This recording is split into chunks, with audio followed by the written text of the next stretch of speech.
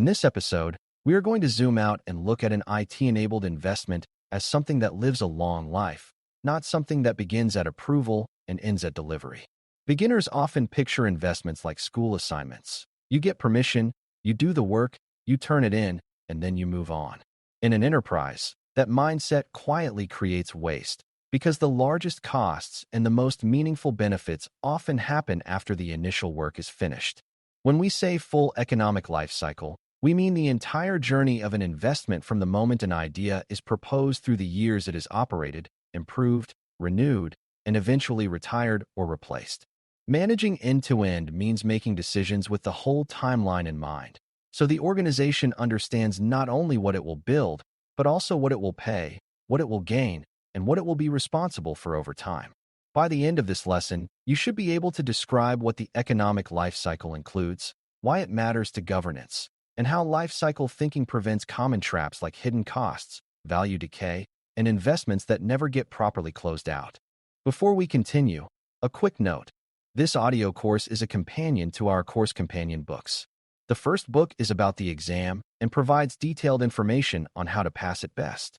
The second book is a Kindle-only ebook that contains 1,000 flashcards that can be used on your mobile device or Kindle. Check them both out at CGEIT.me in the Bare Metal Study Guide series. An IT-enabled investment is any planned use of resources, money, people, time, and attention, where technology is a key part of enabling an enterprise capability or outcome. The phrase economic life cycle emphasizes that every phase has economic consequences, meaning costs, benefits, risks, and trade-offs that affect the enterprise. Early in the life cycle, the costs are often obvious, such as buying software, contracting services, or funding implementation work.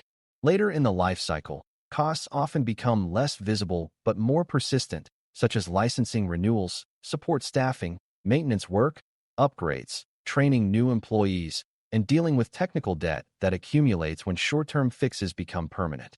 Benefits also follow a life cycle, because some appear early, some appear gradually as adoption grows, and some can fade if the organization stops maintaining the capability. A governance-minded approach keeps track of both costs and benefits across time, not only at the moment the investment is approved. The life cycle begins even before money is committed, because idea selection is part of economic management. At that stage, the organization is deciding which opportunities deserve attention, and attention itself is a scarce resource. A solid life cycle approach asks whether the idea aligns with enterprise goals, whether the expected outcomes are measurable, and whether the organization has the capacity to execute and sustain the change. This is where early assumptions get locked in, such as how long delivery will take, what adoption will require, and which parts of the organization must change their behavior. If those assumptions are unrealistic, the enterprise may approve an investment that looks affordable and valuable on paper, but becomes expensive and disappointing later. Lifecycle thinking encourages decision-makers to stress-test those assumptions early, because it is cheaper to adjust the plan before work begins than to repair a failing investment after it is underway. This is also where dependencies should be identified, since a capability rarely stands alone. After approval, the life cycle moves into planning and delivery, where organizations often focus heavily on schedules, budgets, and scope. Those elements matter, but end-to-end management treats delivery as a phase, not the finish line. During delivery, governance should ensure that the investment is still aligned to the intended outcomes, especially when changes occur. Changes are normal because requirements evolve, risks appear, and constraints shift, but changes have economic effects that must be visible. For example, extending the timeline might increase labor costs and delay benefits, and expanding scope might increase complexity and raise operating costs later. Lifecycle management encourages explicit trade-offs, so the organization can decide whether a change is worth it rather than drifting into higher cost and lower benefit by accident. This is also the right time to prepare for operations, because operational readiness is what turns delivery into realized value. The transition from delivery to operations is one of the most overlooked parts of the life cycle, and it is where many investments quietly fail to produce value. Operational readiness includes training, process updates, support models, monitoring, and clear ownership for ongoing performance. If an investment is delivered but the organization is not ready to operate it, the enterprise can experience instability, user frustration, and a loss of confidence that reduces adoption. From an economic perspective, poor transition increases costs through repeated incidents and emergency fixes, and it reduces benefits because the capability is not used effectively. End-to-end management treats this transition as a planned milestone with clear criteria, not as an afterthought.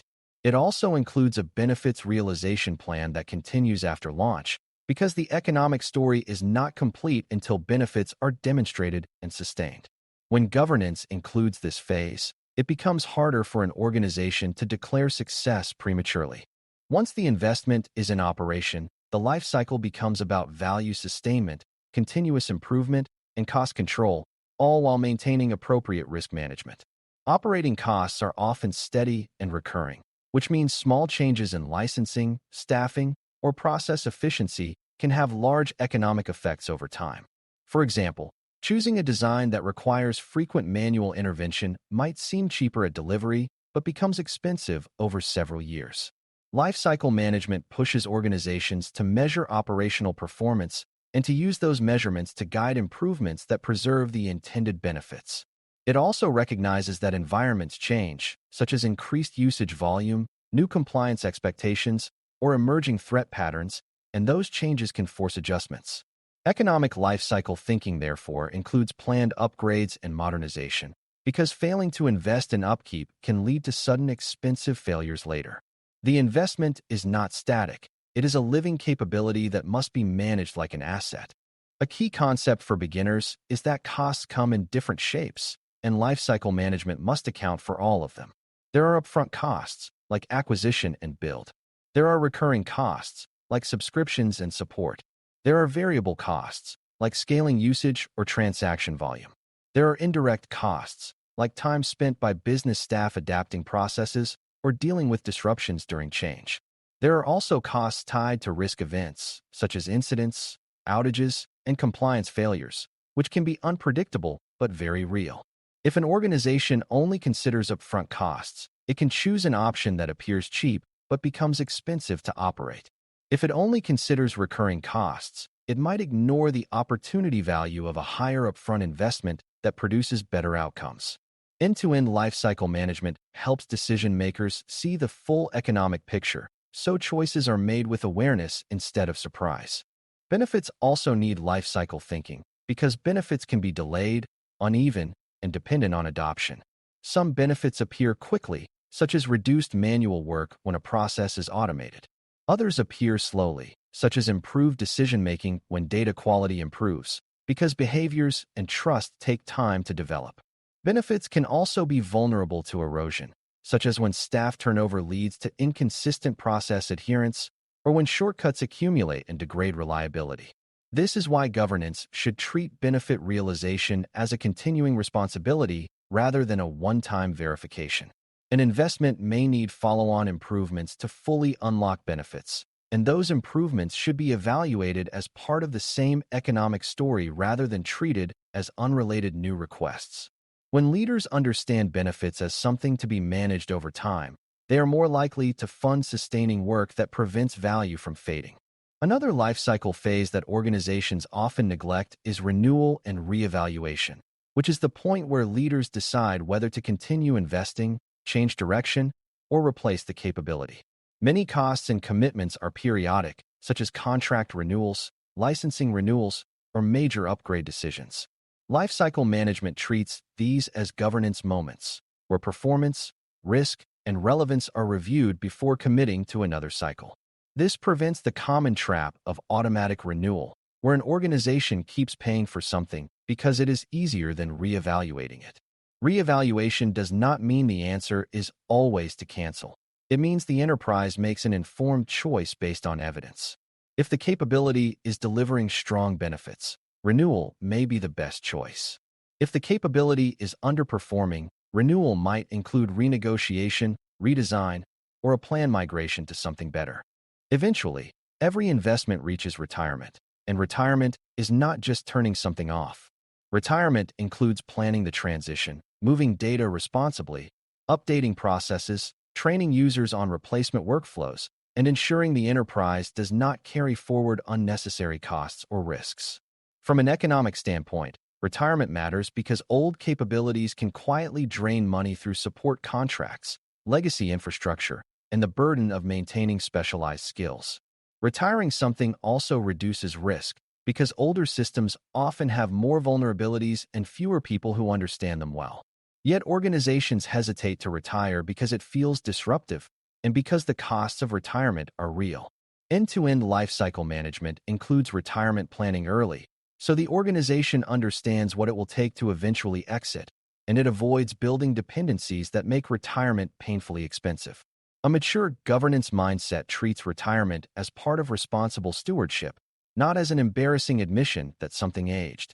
To make this real, imagine an investment to modernize a customer service platform that affects call handling, case tracking, and reporting. The economic life cycle starts with defining the outcome, such as faster resolution time and higher customer satisfaction, and it includes estimating not only build cost, but also training, support, and ongoing improvements. During delivery, changes might occur, such as added integration needs, which have long-term operating cost implications. After launch, the organization must monitor adoption and performance, then fund improvements to reduce friction and sustain benefits. Over time, it may need upgrades to meet new privacy expectations or to handle growth in customer volume. Eventually, the enterprise will decide whether to renew contracts, move to a new platform, or retire components, and that decision should be based on evidence from performance and cost data collected throughout the lifecycle. When you see it this way, the investment is not a one-time event. It is an ongoing economic relationship between the enterprise and a capability. As we wrap up, managing IT-enabled investments through their full economic lifecycle means treating them as assets that require end-to-end stewardship, from idea selection through delivery, operations, renewal, and retirement. This approach makes hidden costs visible, keeps benefit realization connected to real outcomes, and helps leaders make adjustments before value erodes or risks accumulate. It also strengthens governance credibility because decisions are based on a complete understanding of long-term commitments rather than short-term excitement. When you can explain how an investment's costs and benefits unfold across time, you are practicing the kind of disciplined thinking that separates delivery success from enterprise value success. The enterprise does not only pay to build something, it pays to operate and benefit from it, and lifecycle management keeps that economic truth front and center. Thanks for listening. For more audio courses, daily newsletters, and more, please visit baremetalcyber.com.